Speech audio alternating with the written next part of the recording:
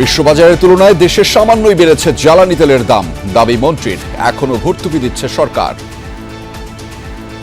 যাতে কিছু বেরিয়ে আমরা সহনীয় লেভেলে থাকতে পারি সেই ব্যবস্থা করেছে। দাম বাড়ানোর পরও পুরনো ভোগান্তি তেলের লাইনে। নির্বিঘ্ন সরবরাহের নিশ্চয়তা চায় ক্ষুব্ধ গ্রাহক। যদি 20 টাকাই বাড়তি হয় তাহলে আমি এই রাত 4টার সময় আসবো কেন?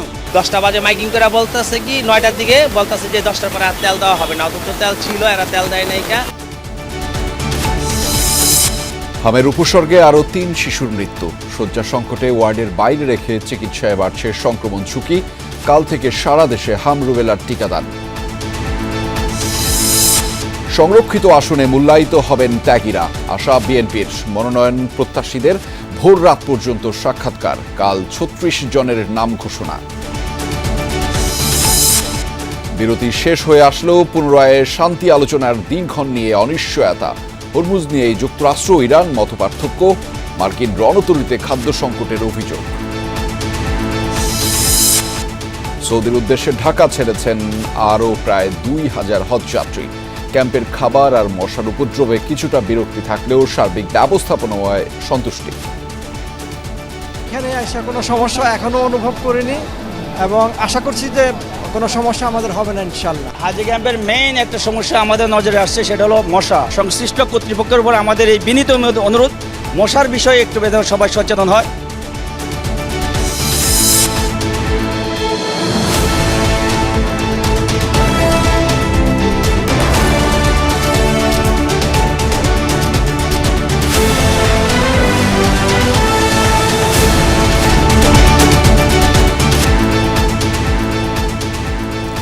দর্শক, আমন্ত্রণ দুপুরের বাংলাদেশের আয়োজনে আপনাদের সাথে আছি আমি আহমেদ রেজা। এতক্ষণ শিরোনাম দেখছিলেন, এবার জানাচ্ছি বিস্তারিত। বিশ্ববাজারের তুলনায় দেশে সামান্যই বাড়ানো হয়েছে জ্বালানি তেলের দাম, এমন দাবি করেছেন জ্বালানি মন্ত্রী ইকবাল হাসান মাহমুদ টুকু। বলেছেন, বাজার নিয়ন্ত্রণে এখনও ভর্তুকি দিচ্ছে সরকার। দুপুরের সচিবালয়ে সাংবাদিকদের এক প্রশ্নের জবাবে তিনি বলেন, সারা বিশ্বেই জ্বালানি তেলের দাম সমন্বয় করা হয়েছে। যে দামে তেল আমদানি করা হচ্ছে তার চেয়ে দাম অনেকটাই কমই বাড়ানো হয়েছে বলে জানিয়েছেন বিদ্যুৎ ও জ্বালানি মন্ত্রী। সারা বিশ্ব তাদের তেলের দাম অ্যাডজাস্ট করেছে, এমনকি আমেরিকাও $5 বাড়াই দিচ্ছে। যে স্টক তৈরি করেছি তার যে দাম পড়েছে সেই দামের থেকে নিচে আমরা এখন প্রাইস অ্যাডজাস্টমেন্ট করছি। এটা করতে বাধ্য হয়েছি আমরা, কেননা এটা বৈদেশিক মুদ্রাতে কিনতে হয় এবং সেটা যাতে কিছু বেরিয়ে আমরা সহনীয় লেভেলে থাকতে পারি সেই ব্যবস্থা করেছে। ভর্তুকি এখনো আছে। ইফ ইউ ওয়ান্ট অ্যাকুরেট হিসাব তাহলে আমার মন্ত্রণালয়ে যে বসে ওখান থেকে হিসাব নিয়ে নাও। জ্বালানি তেলের দাম বাড়ানোর পরেও ভোগান্তি কমেনি তেলের পাম্পগুলোতে। সপ্তাহের প্রথম কর্মদিবসে রাজধানীর প্রতিটি ফিলিং স্টেশনে আগের মতোই ছিল লম্বা লাইন। রাতভর অপেক্ষার পর সকাল থেকে নতুন দামে তেল কিনছেন চালকরা। আবার সরবরাহ না থাকায় অনেক পাম্প বন্ধ অবস্থায় রয়েছে। ফিলিং স্টেশন মালিকরা বলছেন, সরবরাহ ঠিক থাকলে কমতে পারে যানবাহনের সারি। বিশ্ববাজারে দাম বাড়ার প্রভাবেই নতুন করে জ্বালানি তেলের মূল্য নির্ধারণ করা হয়েছে বলে জানিয়েছে সরকার। শনিবার রাত 12টার পর থেকে কার্যকর হওয়া এই দামে ডিজেল 115 টাকা, কেরোসিন 130 টাকা, পেট্রোল 135 টাকা এবং অকটেন 140 টাকা লিটার নির্ধারণ করা হয়েছে। ভোক্তাদের সংখ্যা, এই বাড়তি দাম শুধু পাম্পেই সীমাবদ্ধ থাকবে না, এর প্রভাব পড়বে পরিবহন ভাড়া, কৃষি উৎপাদন ব্যয় এবং নিত্য পণ্যের বাজারেও। 20 টাকা বাড়ছে, আমরা চাইছি 20 টাকা বাড়লেও যেন আমাদের সফল হয় এবং লাইনটা যেন না হয়, তা আমরা সেই জিনিসটা দেখতেছি না। আমি কালকে ভাইকে পাঠাইছি রাত 10টায়। ভাই সারা রাত এখানে থাকছে বাইক নিয়ে। আমি আবার সকালে আসছি 6টায়। আসলে আমি এখানে আসি, এখন তেল পাই নাই। ছেলেদেরকে স্কুল আর বাকি কাজগুলো করতে পারবো না, মানে যাইনে দাঁড়ায় আমার টাকা শেষ। দেশে জ্বালানি তেলের জন্য হাহাকার যেন কাটছেই না। পাম্পগুলোতে দীর্ঘ সময় লাইনে দাঁড়িয়েও চাহিদা মতো তেল না পাওয়ায় বাড়ছে হতাশা। এরই মধ্যে হঠাৎ দাম বৃদ্ধিতে ক্ষুব্ধ রয়েছেন গ্রাহক। অভিযোগ, মূল্য বৃদ্ধির পরেও ঘন্টার পর ঘন্টা অপেক্ষা করে মিলছে না চাহিদা অনুযায়ী তেল। এতে চরম ভোগান্তির শিকার হচ্ছেন সাধারণ গ্রাহকরা। সবচেয়ে বেশি সংকট রয়েছে রংপুর বিভাগে। শহরকেন্দ্রিক ফিলিং স্টেশনগুলোতে জ্বালানি তেলের সরবরাহ থাকলেও গ্রামাঞ্চলে সংকটের ফলে সাময়িকভাবে বন্ধ রয়েছে অনেক পাম্প। চাহিদা অনুযায়ী মিলছে না ডিজেলও। এছাড়া রাজশাহী, চট্টগ্রাম, খুলনা, ময়মনসিংহ বিভাগেও কাটেনি জ্বালানি সংকট। ফিলিং স্টেশন মালিকদের দাবি, ডিপো থেকে সরবরাহ স্বাভাবিক না হওয়ায় এমন পরিস্থিতি। সরকার তো বলতেছে আমাদের দেশে তেলের কোনো সংকট নেই প্রথমত, কিন্তু আমরা তো দীর্ঘ লাইন ধরেও ধরেন কালকে রাত্রে 11টা বাজে এখানে লাইন দিছি, এখনো তো আপনারা দেখতেছেন সিরিয়াল পায় নাই। আমরা আসলে এই মজুদকৃতদের কারণে হয়তো এই সমস্যার সম্মুখীন হচ্ছি। তেলের দাম বৃদ্ধি গেছে তা আমরা মানি, কিন্তু আমাদের তো কষ্ট দূর হচ্ছে না। আমরা সেই লাইন ধরে তেল নিচ্ছি, তাহলে আমাদের তেলের দাম বাড়ে, আমাদের কি লাভটা করে সরকার? তেলের দাম বেড়ে গেছে কালি রাত্রি, কি করবো এখন? দরকার যখন কিনতে হবে, 5 লিটার না কিনলে 3 লিটার কিনবো। আগের তেল যদি থাকে তাহলে অবশ্যই আজকে অন্তত এই দিনটা না নেওয়া উচিত বাড়তি রেটে। দর্শক, জ্বালানি তেলের সরবরাহের খোঁজখবর রাখছেন আমাদের সহকর্মীরা। এই মুহূর্তে আপনাদেরকে নিয়ে যেতে চাই ঢাকা এবং ঢাকার বাইরে। প্রথমেই আমাদের সাথে যুক্ত রয়েছেন আরিফুর রহমান সবুজ। তিনি আছেন রাজধানীর বিজয় সরণি এলাকায়। তার মাধ্যমে জানাবো সেখানকার সবশেষ পরিস্থিতিগুলো। সবুজ, একটু বিস্তারিত জানাবেন। বেলা গড়িয়ে তো এখন দুপুর রয়েছে, তেল নিতে আসা মানুষের ভোগান্তি কি কিছুটা কমেছে কিনা সেটাও একটু বিস্তারিত আপনার মাধ্যমে জানতে চাই। রেজা, অবস্থার পরিবর্তন এখনো আমরা দেখতে পাই নাই। ভোগান্তি যেরকম ছিল, তেলের জন্য মানুষের যেই হাহাকার ছিল বেশ কিছুদিন ধরে, সেটি এখনো রয়ে গেছে। আমি সকাল থেকে বেশ কয়েকটি পাম্প ফিলিং স্টেশন ঘুরে দেখেছি, একই রকম চিত্র, আগের মতোই দীর্ঘ। আমি যদি এই পাম্পটির কথা, এখানে যেই পাম্পটিতে রয়েছে ট্রাস্ট ফিলিং স্টেশন বিজয় সরণির, এখানে তেলের সরবরাহ একেবারেই বন্ধ হয় নাই।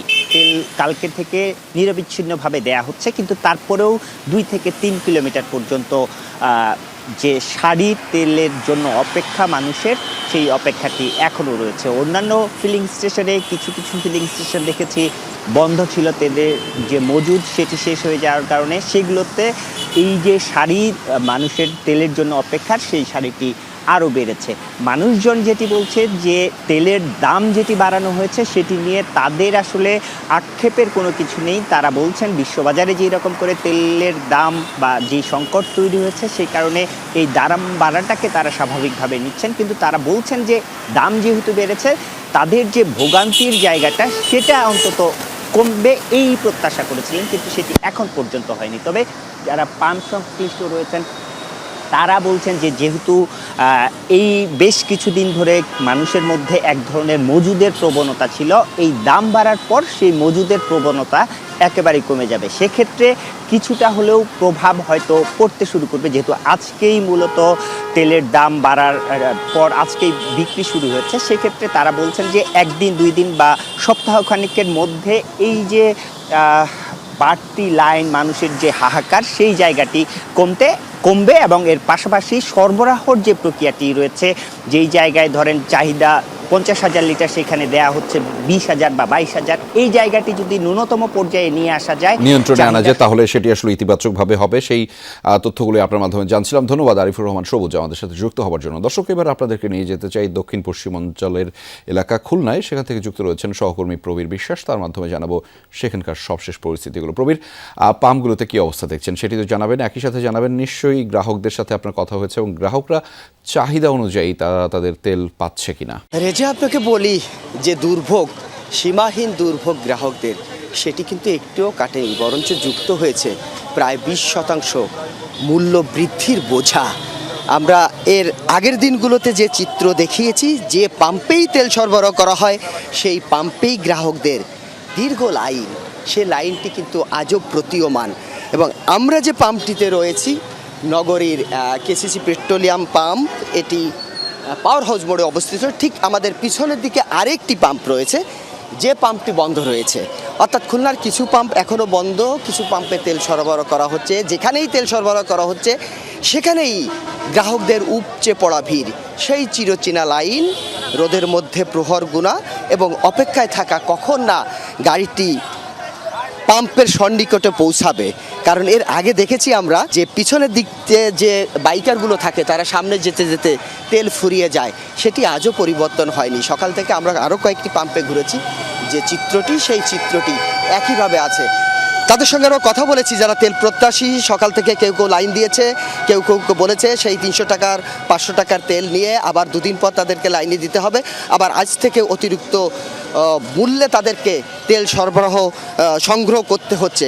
তো এই বিষয়গুলো আসলে নিরসন চায়। তারা বলেছে যদি তেল বৃদ্ধি করেই থাকে সরকার, তারা সে বৃদ্ধি দামে কিনবে, তবে তেলের প্রাপ্যটা সঠিক হতে হবে। কেন তাদের লাইনে দাঁড়িয়ে থাকতে হবে, কেন চাহিদা মতো অথবা প্রয়োজন মতো তারা তেল পাবে না, সেই প্রশ্নটি বারবার ঘুরে ফিরেই আসছে। সে কারণে তারা দাবি করেছে সরকারদের বিশেষ নজর দিতে হবে যে যাতে মানুষ এই তেলটা পর্যাপ্ত আকারে পায়, তাদের চাহিদা মতো পায়।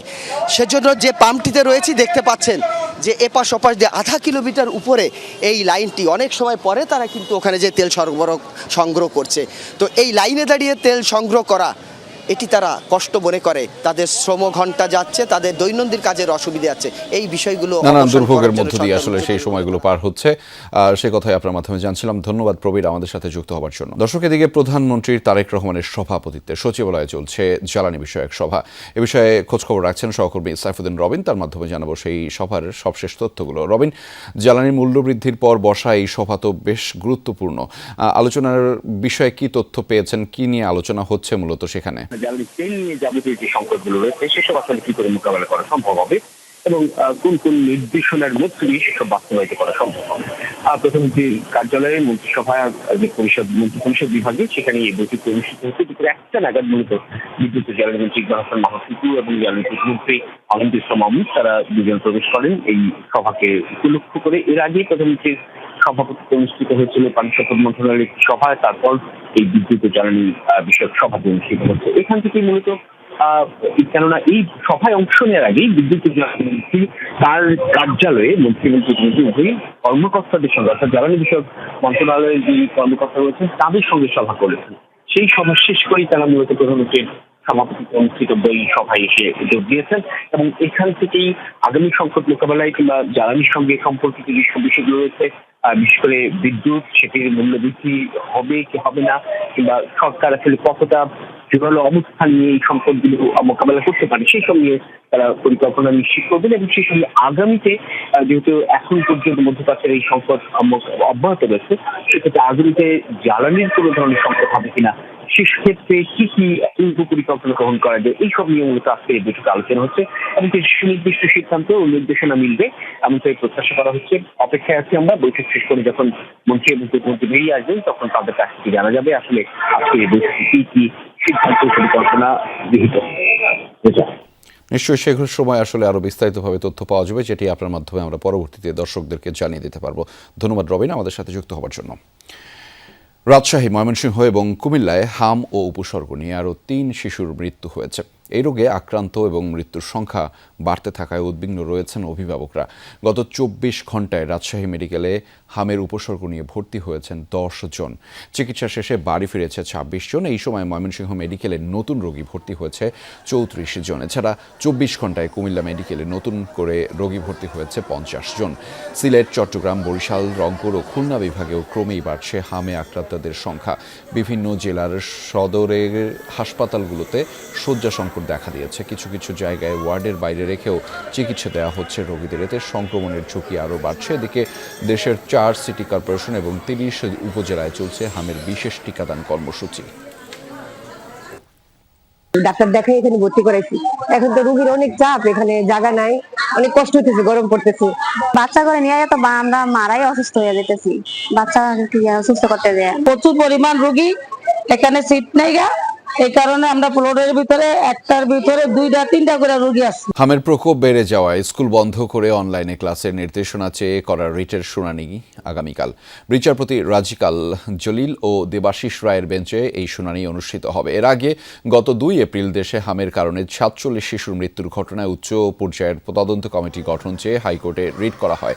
সেই সঙ্গে হামের প্রকোপ না কমা পর্যন্ত স্কুল বন্ধ রাখার নির্দেশনা চাওয়া হয়। রিটে আরও বলা হয়, সময় মতো টিকাদান নিশ্চিত করতে ব্যর্থতা, টিকার প্রাপ্যতা বজায় রাখতে না পারার, স্বাস্থ্যসেবা সুবিধা ও জরুরি সাড়া প্রদানে ঘাটতি, এসবই সংবিধানের সুস্পষ্ট লঙ্ঘন। এছাড়াও টিকাদানে কেন সময় মতো পদক্ষেপ নেওয়া হয়নি তার ব্যাখ্যা এবং সেই তদন্তের ফলাফল আদালতের সামনে উপস্থাপন করতে বলা হয়েছে। দর্শক, হামের প্রকোপ সম্পর্কে জানাতে আমাদের সহকর্মী আমাদের সাথে যুক্ত রয়েছেন ঢাকা এবং ঢাকার বাইরে থেকে। প্রথমেই এবং হাসপাতাল ব্যবস্থাপনা কিভাবে হচ্ছে সেই বিষয়ে তারা খোঁজখবর রাখছেন। প্রথমেই যুক্ত রয়েছেন মহাখালী থেকে আমাদের সহকর্মী তানজিম শাফিন। তার মাধ্যমে জানাবো সেখানকার সবশেষ তথ্য এবং বিস্তারিত যেই হালনাগাদ তথ্য রয়েছে সেগুলো। শাফিন, হামের উপসর্গ নিয়ে আসা রোগীর চাপ কমার কি কোনো লক্ষণ দেখা যাচ্ছে কিনা, কি দেখছেন মূলত আপনি হাসপাতালগুলোর চিত্র, আর চিকিৎসার সেবা নিয়ে আসলে যারা আসছেন তারা কি ধরনের মন্তব্য করছেন, আর নিশ্চয়ই তাদের সাথে কথা হয়েছে। শাফিন।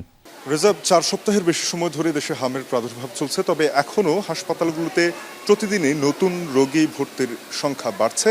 সেটি কমার কোনো লক্ষণ এখনো পর্যন্ত দৃশ্যমান নয়। যেমন আমি এখন রয়েছে মহাখালীর ডিএনসিসি ডেডিকেটেড হাসপাতালে। এখানে গত 24 ঘন্টায় নতুন করে 111 জন রোগী ভর্তি হয়েছেন এবং 81 জন রোগী একই সময় ডিসচার্জ করা হয়েছে। হাসপাতালটিতে 450 রোগী এই মুহূর্তে ভর্তি রয়েছেন। যে বিষয়গুলো জানতে চাচ্ছিলেন যে চিকিৎসা ব্যবস্থাপনার ক্ষেত্রে এই হাসপাতালটি কিছুটা এগিয়ে বলা চলে, যেহেতু হাসপাতালটিতে প্রচুর পরিমাণে বেড রয়েছে। 1000 শয্যা করা হয়েছে মোট হাম রোগীদের জন্য। এছাড়া 50টি আইসিইউ প্রস্তুত রয়েছে।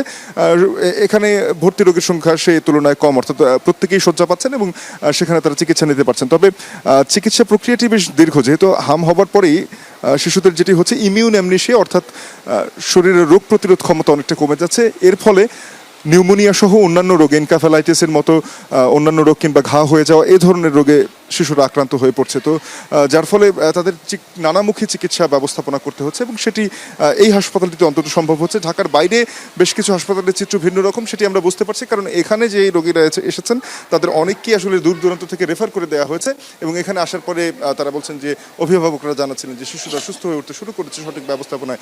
তবে চিকিৎসা সরঞ্জামের ক্ষেত্রে বেশ কিছু বিষয় রয়েছে। সরকারিভাবে অনেক কিছু দেওয়া হলেও অনেক কিছুই আবার বাইরে থেকে কিনে আনতে হয় প্রেসক্রিপশন অনুযায়ী। সেক্ষেত্রে বিভিন্ন ফার্মেসি কিংবা মেডিকেল আউটলেটগুলোতে সেই জায়গাটিতে বলছিলেন যে অভিভাবকরা দামের কারণে কিছুটা ভোগান্তির মধ্যে পড়তে হচ্ছে তাদেরকে, দামের তারতম্য রয়েছে, এই সংক্রান্ত বিষয় বলছেন। পাশাপাশি আরেকটি বিষয় অভিভাবকরা জানাচ্ছিলেন যে শুরুতেই যদি উপসর্গ দেখে হাম শনাক্ত করা যেত তাহলে হয়তো তাদের এই ভোগান্তি হতো না।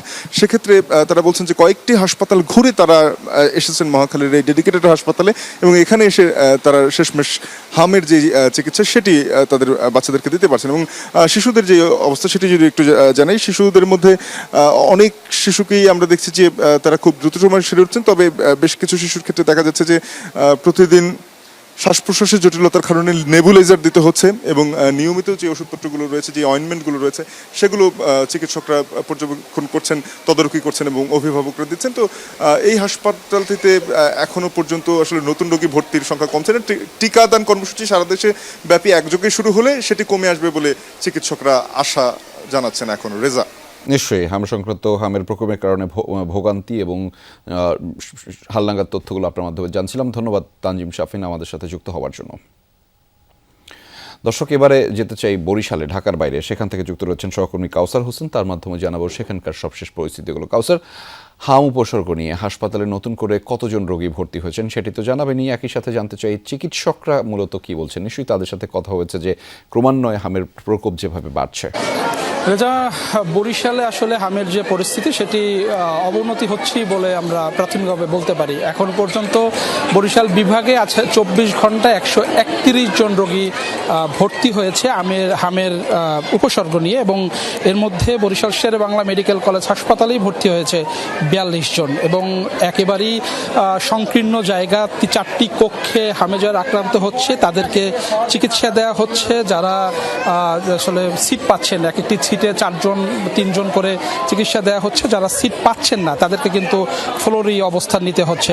একেবারেই দুর্বিষহ অবস্থা, যদিও হাসপাতাল কর্তৃপক্ষ যেটি বলেছেন যে এই দুর্বিষহ অবস্থা থেকে রেহাই পেতে বা তারাও কিন্তু হিমশিম খাচ্ছেন। তারা বলছেন যে যাদের বেশি গুরুতর নয় তাদেরকে হাসপাতালে ভর্তি না হওয়ার পরামর্শ দিয়েছেন। তারা বলছেন যে বাড়িতেই যাতে তাদেরকে প্রাথমিকভাবে চিকিৎসা দেয়া হয় এবং সেক্ষেত্রে আসলে যাদের একেবারেই গুরুতর তাদেরকে বরিশাল শেরে বাংলা মেডিকেল কলেজ হাসপাতাল বা পটুয়াখালী মেডিকেল কলেজ হাসপাতাল বা যে জেলা হাসপাতালগুলো রয়েছে সেখানে ভর্তি হওয়ার পরামর্শ দিয়েছেন। এবং তারা বলছেন যে যারা চিকিৎসা নিয়ে বাড়ি ফিরে যাচ্ছেন তাদের অনেকেই কিন্তু পরবর্তীতে আবার 1 সপ্তাহের মধ্যে অসুস্থ হচ্ছেন। চিকিৎসকদের পরামর্শ হলো যে তারা যখন চিকিৎসা নিয়ে বাড়ি ফিরছেন তাদের যে রোগ প্রতিরোধ ক্ষমতা সেটি কিন্তু তৈরি হচ্ছে না। তৈরি না হওয়ার কারণেই নতুন করে আবার তারা আক্রান্ত হচ্ছেন। সেক্ষেত্রে আসলে চিকিৎসকদের পরামর্শ হলো যে সুস্থ হয়ে বাড়ি ফিরে যাওয়ার পরে যাতে তাদেরকে প্রোটিন খাবার দেওয়া হয় এবং তাদেরকে ভালো ভালো খাবার দেওয়া হয়।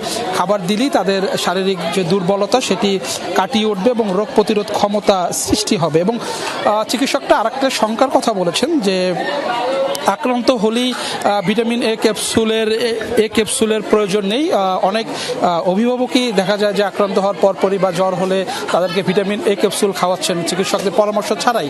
সেক্ষেত্রে কিন্তু আসলে শিশুরা সুস্থতার চাইতে তাদের অসুস্থতার বেশি লক্ষণ দেখা দিচ্ছে। সেই খবরের বিস্তারিত আপনার মাধ্যমে জানছিলাম। ধন্যবাদ কাউসার আমাদের সাথে যুক্ত হওয়ার জন্য। এবারে জানাচ্ছি অন্যান্য সংবাদ। সোমবার 36টি সংরক্ষিত নারী আসনের জন্য মনোনয়ন প্রাপ্তদের তালিকা ঘোষণা করবে বিএনপি। শেষ দিনে ভোর 3:45 পর্যন্ত সম্ভাব্য প্রার্থীদের সাক্ষাৎকার নেন প্রধানমন্ত্রী ও বিএনপি চেয়ারম্যান তারেক রহমান।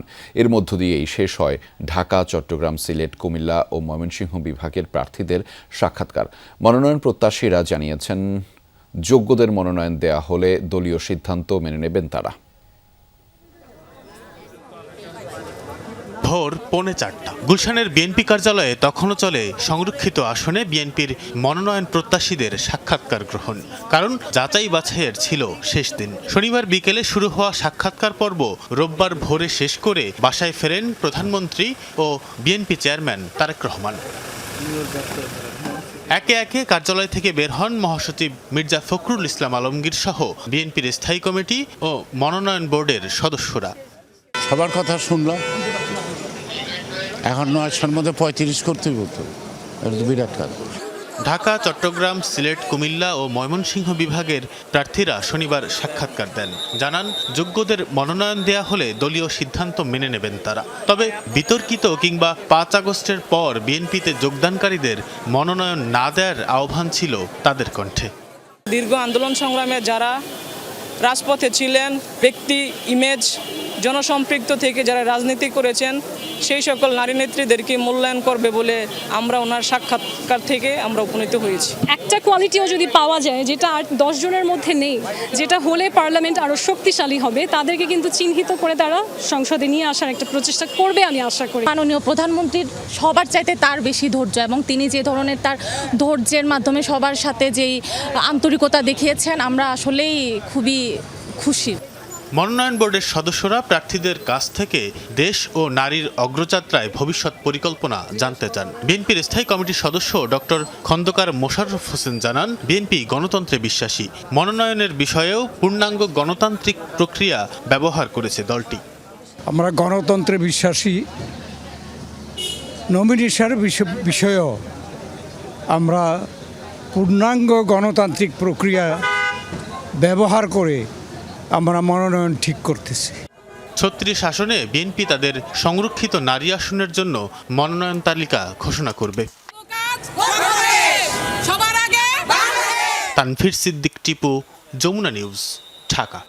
জুলাই আন্দোলনে নারায়ণগঞ্জে 10 জনকে হত্যাসহ মানবতাবিরোধী অপরাধ মামলায় সাবেক সংসদ সদস্য শামীম ওসমান সহ 12 জনের বিরুদ্ধে প্রসিকিউশনের অভিযোগ গঠনের শুনানি শেষ হয়েছে।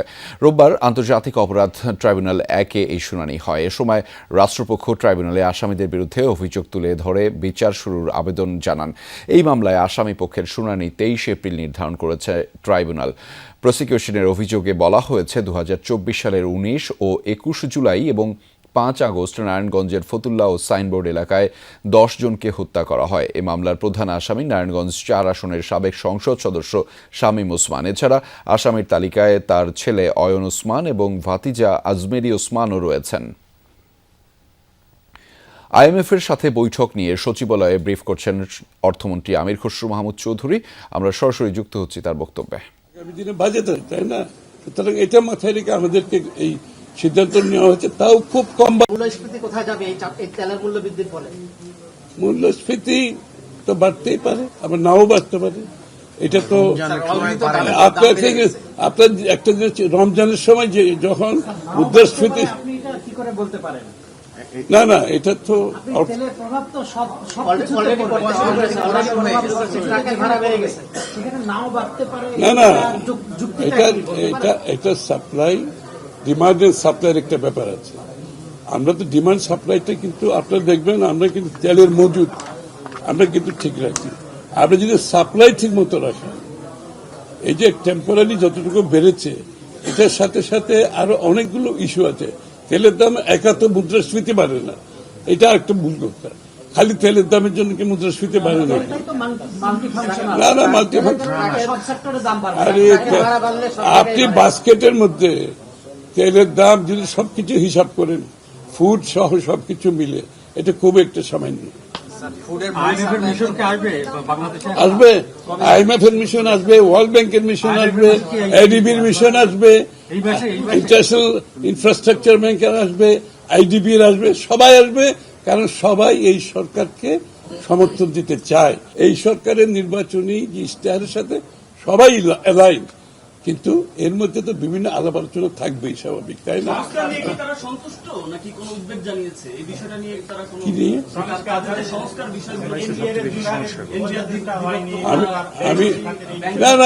আমি তো বলছি বর্তমান সরকারের যে নির্বাচনী ম্যানিফেস্টো, এটার সাথে সব মাল্টিল্যাটারাল বডিগুলো অ্যালাইন। বিভিন্ন অর্ধেক করে গেছে, কোনোটা অর্ধেক করছে, কোনোদিন 3 ভাগে 4 ভাগ করছে। এটা কোনো সহজ কাজ না। এটা আমরা সর্ট আউট করে এটার সমাধান আমরা দিচ্ছি, আমরা আমাদের মতো করে দিচ্ছি, যাতে করে একটা ভালো সরকার হয়, দেশে গুড গভর্নেন্স হয়, বাংলাদেশের মানুষ এটা বেনিফিট পায়। Thank you. দর্শক, যুক্তরাষ্ট্রে অনুষ্ঠিত IMF এর বসন্তকালীন সভা শেষে এবং সেই সভায় যোগদানের পরে দেশে ফিরে সাংবাদিকদের সাথে মতবিনিময় করছিলেন এবং বিভিন্ন প্রশ্নের উত্তর দিচ্ছিলেন অর্থমন্ত্রী আমির খসরু মাহমুদ চৌধুরী। আমরা ছিলাম তার বক্তব্যে। এবার জানাচ্ছি অন্যান্য প্রসঙ্গ।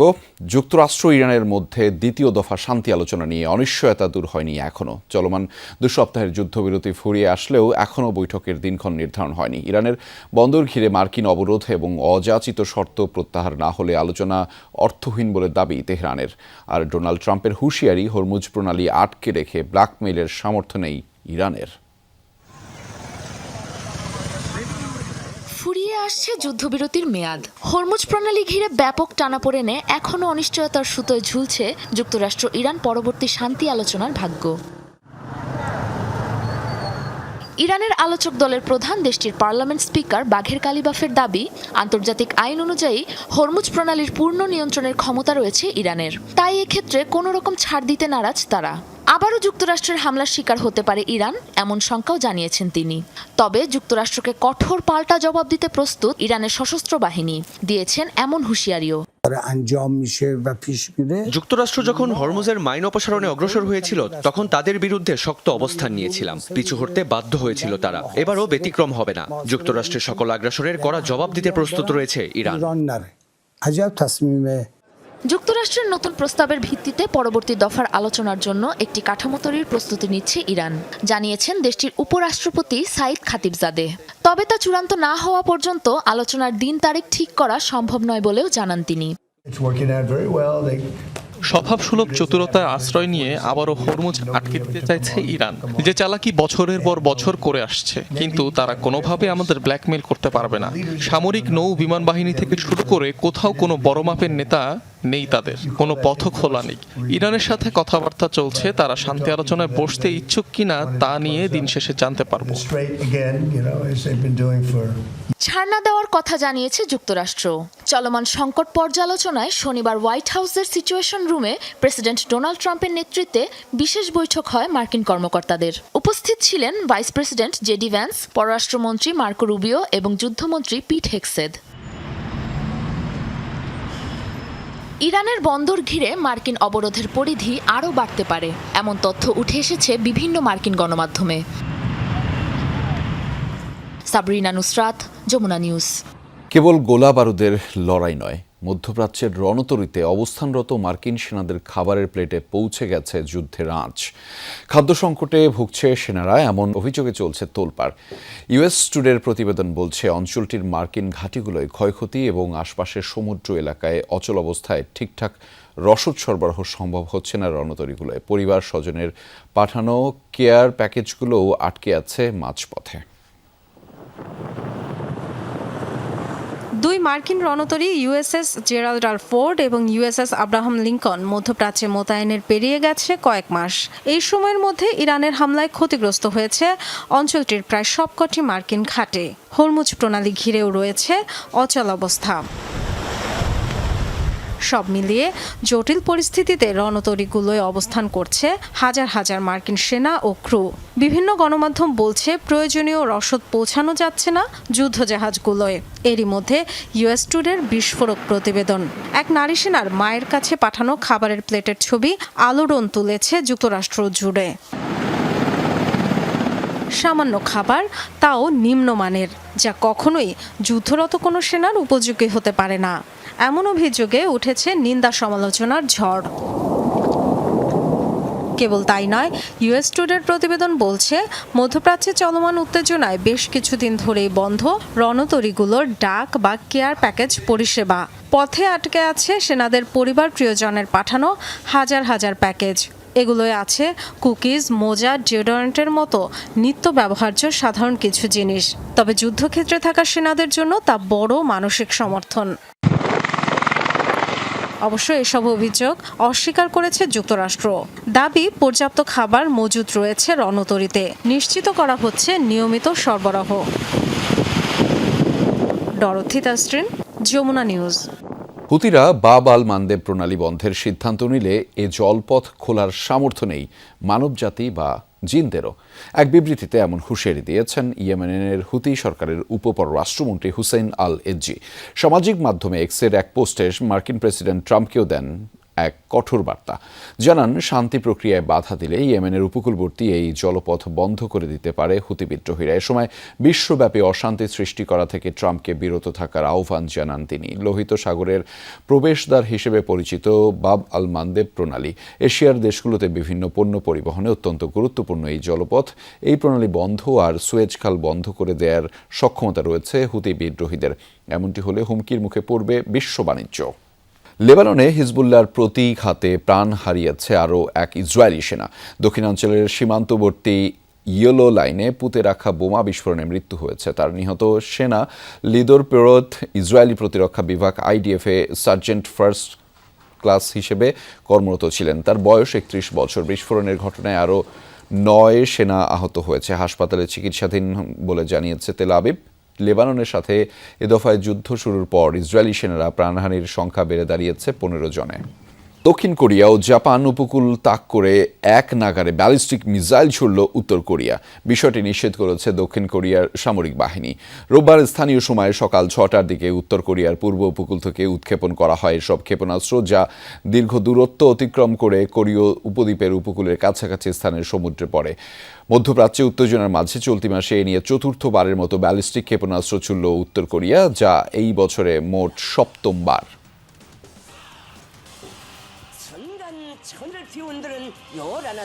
হজযাত্রার দ্বিতীয় দিনে সৌদি আরবের উদ্দেশ্যে এখন পর্যন্ত 5টি ফ্লাইটে প্রায় 2000 হজযাত্রী ঢাকা ছেড়ে গেছেন। রোববার মোট 14টি ফ্লাইট ঢাকা ছাড়বে। রওনা দেবে 5756 জন হজযাত্রী। ক্যাম্পে অবস্থান নিয়ে ইমিগ্রেশন সহ সকল কার্যক্রম সম্পন্ন করে ফ্লাইটের জন্য অপেক্ষা করছেন তারা। অন্যান্য বছরের তুলনায় এবার হজ ব্যবস্থাপনায় ভোগান্তি কম বলছেন মুসল্লিরা। তবে হজ ক্যাম্পের খাবার ও মশার উপদ্রবে কিছুটা বিরক্ত তারা। আগামী 21 মে পর্যন্ত চলবে হজ ফ্লাইট কার্যক্রম। এবার ৭৮,৫০০ হজযাত্রী পবিত্র হজ পালনে সৌদি আরব যাবেন। সবার ভিসার কাজ সম্পন্ন ও বিমান টিকিট নিশ্চিত করা হয়েছে বলে জানিয়েছেন হজ অফিস পরিচালক। এ সময় তামাক জর্দা বহন থেকে বিরত থাকতে হজযাত্রীদের অনুরোধ জানিয়েছেন তিনি। হজ ক্যাম্পে খাবারের দাম ও মানের পাশাপাশি মশার উৎপাতের বিষয়ে হজযাত্রীদের অভিযোগ গুরুত্ব দিয়ে সমাধানের চেষ্টা করা হচ্ছে বলেও জানিয়েছে।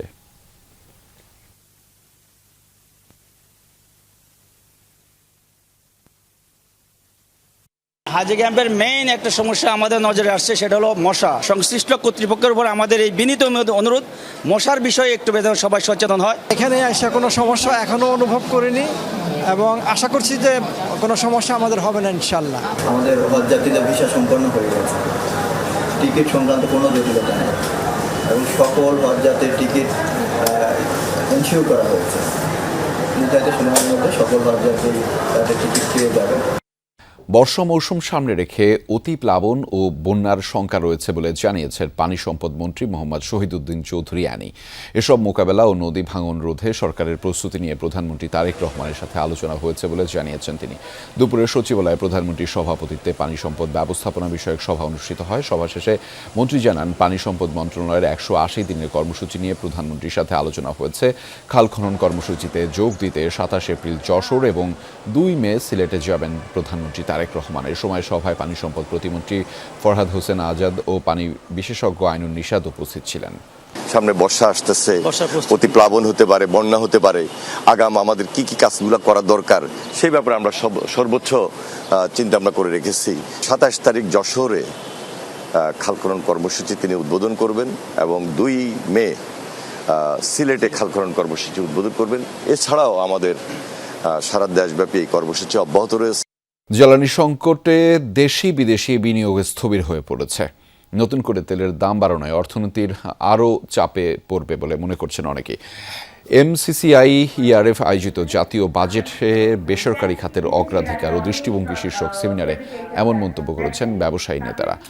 তেলের বর্ধিত দামের কারণে উৎপাদন ও পরিবহন খরচ বাড়বে, আছে মূল্যস্ফীতি বাড়ার শঙ্কাও। ভ্যাট ট্যাক্স এর কারণেও ব্যবসা বাণিজ্যে চাপে আছে বলে জানিয়েছেন তারা। বলেন, এসব সংকট নিরসন না হলে বাজেট বাস্তবায়ন চ্যালেঞ্জের মধ্যে পড়বে। বৈশ্বিক সংকট বিবেচনায় নিয়ে বাজেট দেওয়ার পরামর্শ দেন উদ্যোক্তারা। বলেন, বৈশ্বিক সংকটে শুধু পোশাক নয়, সব ধরনের পণ্যের ক্রয়াদেশ কমে যেতে পারে। মেট্রো চেম্বার জানিয়েছে, কর্পোরেট কর কমানো হলেও নগদ লেনদেনের কঠোর শর্তের বেড়াজালে অনেক প্রতিষ্ঠান সুবিধা পাচ্ছে না। কোম্পানির কর হার 2.5% কমানো হলেও নতুন বিনিয়োগ বাড়বে।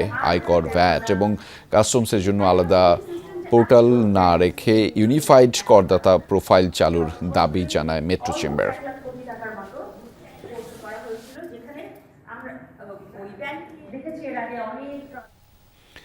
আন্তঃকল লেনদেন ব্যবস্থায় মনিটরিংয়ে নিয়োজিত আইসিএক্স এর কার্যক্রম বন্ধের প্রস্তাব করে হয়েছে নতুন টেলিকম পলিসিতে। প্রায় 1.5 যুগ আগের ব্যবস্থায় ফেরার জন্য চলছে তোড়জোড়। দেশীয় উদ্যোক্তাদের হটিয়ে এই কার্যক্রমে বিদেশিদের হাতে তুলে দেওয়ার সমালোচনা করেছেন প্রযুক্তিবিদরা।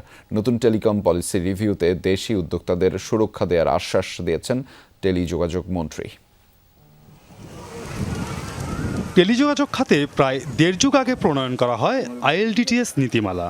পরবর্তীতে যার আওতায় আন্তঃকল লেনদেন মনিটরিং করার জন্য ইন্টারকানেকশন এক্সচেঞ্জ বা আইসিএক্স লাইসেন্স প্রদান করা হয়। ফলস্বরূপ অপারেটরদের কল রেকর্ড মুছে ফেলা বা বিল ট্যাম্পারিংয়ের পথ চিরতরে বন্ধ করে দিতে সক্ষম হয় নিয়ন্ত্রক সংস্থা বিটিআরসি। তবে আইসিএক্স লাইসেন্সধারীদের কার্যক্রম বন্ধ করে আবারও পূর্বের ধারায় ফিরে যাওয়ার পায়তারা চলছে।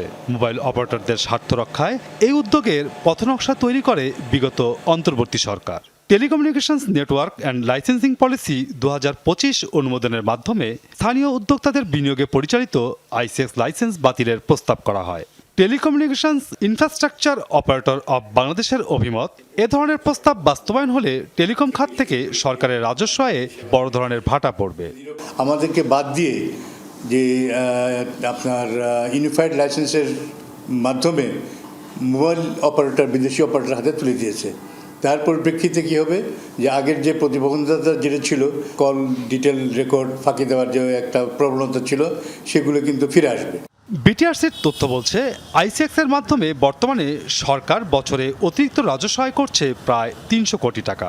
2008-এর পর থেকে প্রায় 8,500 কোটি টাকার বেশি সরকারি কোষাগারে জমা পড়েছে। নতুন নীতিমালা অনুযায়ী 2027 সালে আইসিএক্স ব্যবস্থা বিলুপ্ত করা হলে বড় অপারেটরের একচেটিয়া নিয়ন্ত্রণ প্রতিষ্ঠার ঝুঁকি বাড়বে এমন আশঙ্কা প্রযুক্তিবিদদের, যার খেসারত দিতে হবে ছোট অপারেটরদের গ্রাহকদের। আইসিএক্সটা কি আমাদের ইন্টার অপারেটর কানেক্টিভিটি মেনটেন করার জন্য। যে কোনো একটা টেলিকম অপারেটর, তার যদি গ্রাহক সংখ্যা 20 কোটি থাকে, 10 কোটি গ্রাহক থাকে, সে ইচ্ছা করলে অন্য কোনো অপারেটরকে যদি ইউএন কানেক্টিভিটি কিংবা ইন্টার অপারেটর কানেক্টিভিটি ইনশিওর না করে, তখন কিন্তু আপনার অফনেট কলগুলি করা সম্ভব হবে না। তার মানে বড় অপারেটর ডে বাই ডে বড় হতেই থাকবে। অন্তর্বর্তী সরকারের লাইসেন্সিং পলিসিতে ইন্টারকানেকশন অবকাঠামোয় 23টি অপারেটরের 4,000 কোটি টাকার দেশীয় বিনিয়োগ ঝুঁকিতে পড়েছে, এমন অভিমত association of ICX operators of বাংলাদেশের। এখন 23টা ICX আছে অপারেশনাল, সবগুলোই বাতিল হয়ে যাবে। 23টা দেশীয় কোম্পানি বন্ধ হবে, হাজারে হাজারে এমপ্লয়ি চাকরিচ্যুত হবে, এই ফ্যামিলিগুলো বিধ্বস্ত অবস্থায় পড়বে এবং আরও নানাবিধ অসুবিধার সৃষ্টি হবে। Telecommunications network and licensing policy 2025 বাস্তবায়নের আগে তা পর্যালোচনার উদ্যোগ নিচ্ছে বর্তমান সরকার। টেলিযোগাযোগ মন্ত্রী জানান, স্থানীয় উদ্যোক্তাদের বিনিয়োগ সুরক্ষার বিষয়টি প্রাধান্য দেওয়া হবে। We are not here to cancel licenses or মানে কারো লেজ টেনে ধরবো না। আমরা শুধু দেখতে চাচ্ছি যে সব কিছুই নিয়ম মাফিক হয়েছে কিনা। That's our concern only, nothing else. 2007 সালে দেশের টেলিযোগাযোগ খাতে বেরিয়ে আসে এক ভয়াবহ দুর্নীতির চিত্র। ICX প্রতিষ্ঠার আগে সরকারের হাজার হাজার কোটি টাকার রাজস্ব ফাঁকি দেয় মোবাইল অপারেটররা। অভিযোগ প্রমাণিত হওয়ায় প্রায় 1000 কোটি টাকা জরিমানাও করে নিয়ন্ত্রক সংস্থা BTRC। মাসুদুজ্জামান রবিন, যমুনা নিউজ, ঢাকা।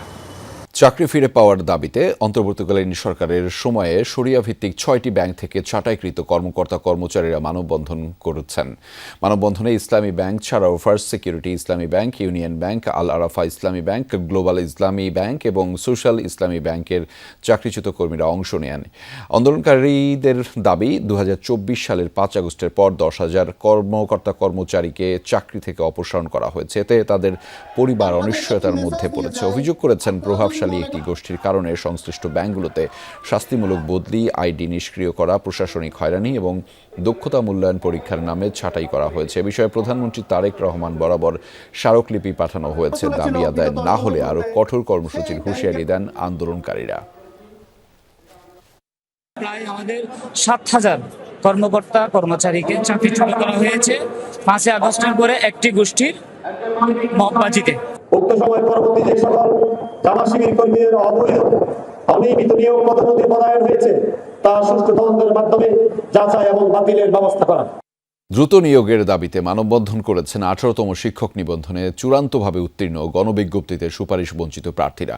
সকালে রাজধানীর শাহবাগ জাতীয় জাদুঘরের সামনে আয়োজিত কর্মসূচিতে এই দাবি জানান তারা। বলেন, প্রায় 19 লাখ পরীক্ষার্থীর মধ্যে কঠিন প্রতিযোগিতা পেরিয়ে উত্তীর্ণ হলেও প্রায় 6,000 প্রার্থী এখনও নিয়োগ পাননি। তাদের অভিযোগ, পর্যাপ্ত শূন্যপদ যুক্ত না করায় এই বঞ্চনা তৈরি হয়েছে। মানববন্ধন থেকে দাবি জানানো হয়, শূন্যপদ বৃদ্ধি করে সরাসরি সুপারিশ বা নতুন গণবিজ্ঞপ্তির মাধ্যমে দ্রুত নিয়োগ দিতে হবে। পাশাপাশি নতুন নিয়োগ পদ্ধতি চালুর আগে বর্তমান উত্তীর্ণদের অগ্রাধিকার দেওয়ার আহ্বান জানান তারা। 18তম শিক্ষক নিবন্ধনের যারা চূড়ান্তভাবে উত্তীর্ণ হয়েছে তাদের সকলকে দ্রুততম সময়ের মধ্যে নিয়োগ দিতে হবে।